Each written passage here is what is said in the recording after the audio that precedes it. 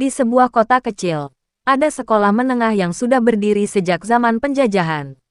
Bangunannya megah, tapi cat dindingnya mulai kusam. Malam hari, sekolah itu seperti tempat yang tak seharusnya ada kehidupan. Namun, bagi murid-murid yang ikut kegiatan malam, entah pramuka, paduan suara, atau latihan teater, suasana angker sekolah itu sudah menjadi rahasia umum. Suatu malam, 3 murid kelas 11, Rina, Edo, dan Andra, harus lembur di aula sekolah untuk persiapan lomba. Mereka bertiga menata dekorasi, sementara seluruh sekolah sudah sepi. Saat jam menunjukkan pukul 11 malam, Rina merasa haus. Ia pergi ke kantin yang letaknya dekat koridor lama, bagian sekolah yang jarang dilewati karena katanya paling angker. Ketika berjalan melewati lorong itu, ia mendengar suara gesekan kursi dari salah satu kelas kosong. Penasaran, Rina mengintip lewat kaca jendela. Di dalam, terlihat barisan meja tersusun rapi, tapi di baris paling belakang ada seorang murid berseragam putih abu-abu duduk membelakanginya. Rambutnya panjang, menutupi wajah. "Siapa tuh? Kok masih ada orang?" gumam Rina. Saat ia berkedip, sosok itu tiba-tiba lenyap. Yang tersisa hanya kursi yang bergoyang perlahan. Rina langsung berlari kembali ke aula dengan wajah pucat. Edo dan Andra bingung. Tapi sebelum sempat bertanya lebih jauh, lampu aula mati mendadak. Gelap gulita. Dari arah panggung, terdengar suara langkah kaki menyeret. Ketika lampu darurat menyala redup, mereka bertiga melihat bayangan seorang perempuan berdiri di tengah aula. Seragamnya lusuh, wajahnya pucat, dan matanya menatap tajam. Suaranya lirih berbisik, "Kenapa kalian masih di sini? Sudah waktunya pulang." Suara itu menggema ke seluruh ruangan. Tanpa pikir panjang, mereka bertiga lari keluar sekolah. Keesokan harinya, guru penjaga menceritakan bahwa puluhan tahun lalu pernah ada seorang siswi yang meninggal di aula saat latihan malam. Sejak saat itu, setiap kali ada murid yang pulang larut, sosoknya akan menampakkan diri, seakan ingin mengingatkan bahwa sekolah itu bukan tempat yang aman di malam hari. Setelah kejadian di aula malam itu, suasana sekolah menjadi tidak tenang. Banyak murid yang mulai membicarakan penampakan tersebut. Ada yang bilang melihat bayangan putih di koridor lama. Ada pula yang mendengar suara tangisan dari ruang musik. Puncaknya terjadi pada malam peringatan ulang tahun sekolah. Semua murid dan guru berkumpul di lapangan. Lampu-lampu dipasang. Panggung dihias megah. Namun, ketika acara baru setengah jalan, suara teriakan histeris terdengar dari barisan siswa paling belakang. Seorang murid jatuh pingsan dengan mata terbuka lebar, menunjuk ke arah gedung tua di samping lapangan. Dari jendela lantai 2, terlihat puluhan sosok berseragam sekolah lama menatap ke bawah. Wajah mereka pucat, sebagian berdarah, dan beberapa hanya berdiri kaku seolah tanpa jiwa. Lampu panggung tiba-tiba padam. Suara speaker mengeluarkan dengungan aneh. Saat itu juga, angin kencang berhembus, membuat semua dekorasi beterbangan. Murid-murid panik, saling dorong, berlari ke segala arah. Kerusuhan pun pecah. Ada yang menangis, ada yang jatuh terinjak. Guru-guru berusaha menenangkan tapi malah ikut terseret suasana. Dari arah aula, terdengar suara kursi-kursi dilempar keras-keras, meski tidak ada satupun orang di dalamnya.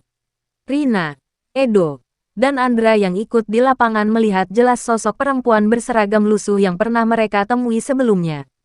Kali ini, sosok itu berjalan di antara murid-murid yang panik, menyentuh beberapa orang dengan tangannya yang pucat. Setiap yang disentuh, langsung jatuh pingsan. Di tengah kekacauan itu, terdengar teriakan lantang dari penjaga sekolah tua. "Jangan menoleh ke matanya, lari!" Namun sayangnya, tidak semua murid bisa selamat. Malam itu tercatat puluhan siswa mengalami kesurupan massal. Beberapa bahkan berlari tak tentu arah hingga ditemukan pingsan di luar pagar sekolah. Sejak saat itu, peringatan ulang tahun sekolah tidak pernah lagi diadakan pada malam hari. Setelah malam kerusuhan itu, sekolah berubah total. Banyak orang tua murid menuntut agar sekolah ditutup. Namun pihak yayasan menolak, karena sekolah itu punya sejarah panjang dan dianggap bangunan warisan.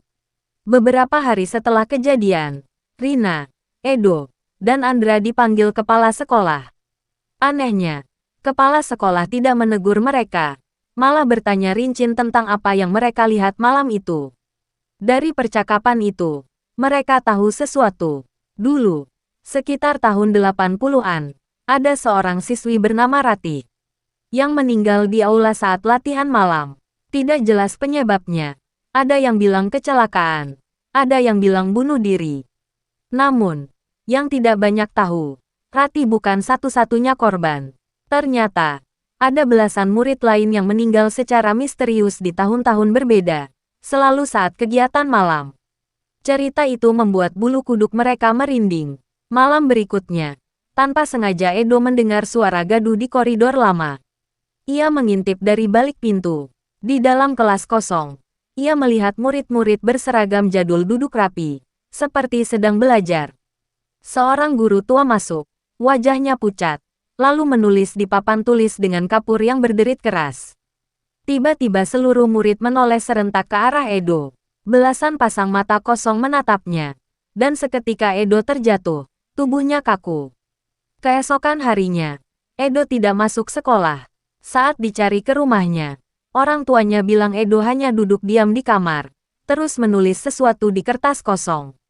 Tulisan yang berulang-ulang, "Aku harus kembali ke kelas. Aku harus kembali ke kelas." Kabar itu menyebar cepat, guru-guru panik, orang tua menekan yayasan. Akhirnya, demi keselamatan, sekolah diputuskan ditutup sementara. Namun pada hari terakhir sebelum ditutup, Rina dan Andra kembali datang untuk menjemput barang. Di gerbang sekolah, mereka melihat pemandangan yang tak mungkin dilupakan. Seluruh jendela gedung tua dipenuhi wajah murid-murid tak dikenal yang menatap keluar, seakan marah karena sekolah itu akan ditinggalkan. Dari aula terdengar suara Rati berbisik pelan, tapi jelas. "Kalau sekolah ini ditutup, kami akan ikut pulang bersama kalian." Hari itu resmi diumumkan, sekolah akan ditutup permanen. Semua murid dipindahkan ke sekolah lain. Guru-guru pun mengemasi barang, sementara gedung tua itu akan segera dikosongkan. Namun, malam sebelum penutupan, Rina dan Andra menerima pesan aneh di ponsel mereka. Pesan itu muncul tanpa nama pengirim.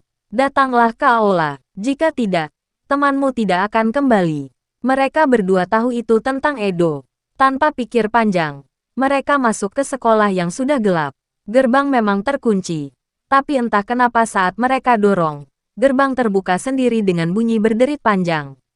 Di dalam aula, mereka melihat Edo duduk di kursi tengah, wajahnya kosong. Di belakangnya berdiri sosok Rati, dengan mata merah menyala. Suaranya bergema, bercampur dengan tangisan puluhan murid hantu. "Sekolah ini tak boleh kosong, kalian semua milik kami." Tiba-tiba, kursi-kursi bergerak sendiri, menutup jalan keluar. Lampu gantung berayun, dinding bergetar, seakan seluruh sekolah hidup. Suasana menjadi kacau, seperti kerusuhan malam itu terulang kembali. Rina berteriak memanggil Edo, tapi Andra teringat kata-kata penjaga sekolah tua, "Jangan menatap matanya." Ia lalu meraih tangan Rina, dan bersama-sama mereka mencoba mendekat ke Edo tanpa menoleh ke wajah Rati. Sementara itu, bayangan para murid hantu mulai turun dari langit-langit, berusaha menarik mereka bertiga masuk ke kegelapan. Suara tangisan bercampur teriakan marah menggema memenuhi ruangan. Andra akhirnya berhasil mengguncang tubuh Edo sambil membaca doa keras-keras. Tubuh Edo tiba-tiba terjatuh lemas, lalu perlahan membuka mata. Rati menjerit melengking, suara yang membuat kaca jendela pecah bersamaan. Di saat itu pula, seluruh bayangan murid hantu menghilang seketika. Aula menjadi sunyi, namun sebelum lenyap, Rati sempat berbisik lirih, tepat di telinga Rina. "Kalian mungkin bisa pergi, tapi aku akan selalu ikut." Beberapa tahun setelah sekolah itu ditutup, bangunannya dibiarkan terbengkalai. Cat dinding mulai mengelupas, rumput liar tumbuh tinggi, dan kaca jendela banyak yang pecah.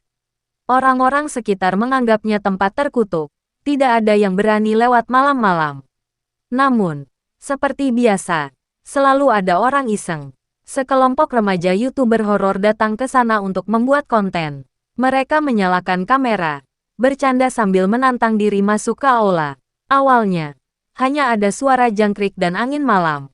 Tapi ketika salah satu dari mereka mengarahkan kamera ke papan tulis tua, tiba-tiba muncul tulisan kapur tanpa ada yang menulis.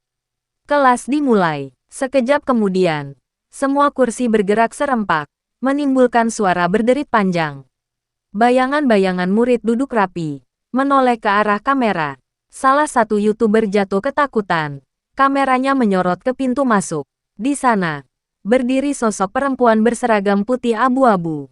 Wajahnya pucat dengan mata merah menyala. Ia tersenyum miring sambil berbisik. Aku sudah bilang, aku akan selalu ikut. Video itu hanya menampilkan jeritan keras. Lalu layar gelap. Yang aneh, kamera mereka ditemukan beberapa hari kemudian di depan gerbang sekolah. Tapi tidak ada satupun dari mereka yang pernah kembali. Sejak saat itu, orang-orang percaya bahwa siapapun yang mencoba masuk ke sekolah itu, tidak akan bisa keluar dengan cara yang sama. Setelah hilangnya para YouTuber itu, bangunan sekolah resmi dipagari rapat dengan kawat berduri. Pemerintah setempat bahkan menempelkan papan besar bertuliskan, "Dilarang masuk, bangunan berbahaya."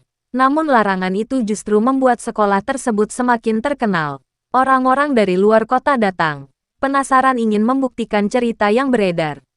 Ada yang hanya berfoto di depan pagar, ada yang melempar batu ke dalam, tapi ada juga yang nekat masuk. Dan setiap kali ada yang masuk, selalu ada kejadian aneh.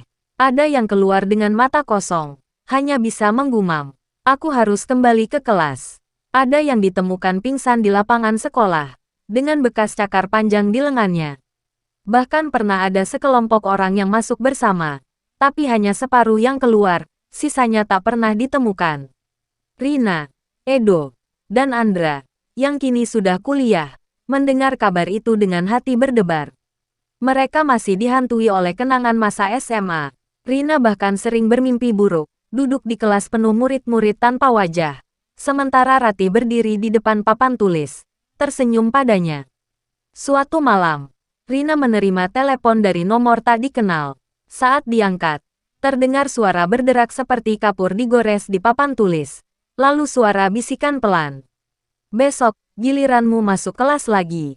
Keesokan harinya, Rina tidak datang ke kampus. Teman-temannya bilang terakhir kali ia terlihat, Rina sedang berjalan ke arah sekolah tua, sendirian, dengan wajah kosong. Dan sejak hari itu, ia tidak pernah kembali. Setelah banyaknya kejadian aneh dan hilangnya orang-orang, akhirnya pemerintah memutuskan untuk merobohkan bangunan sekolah itu.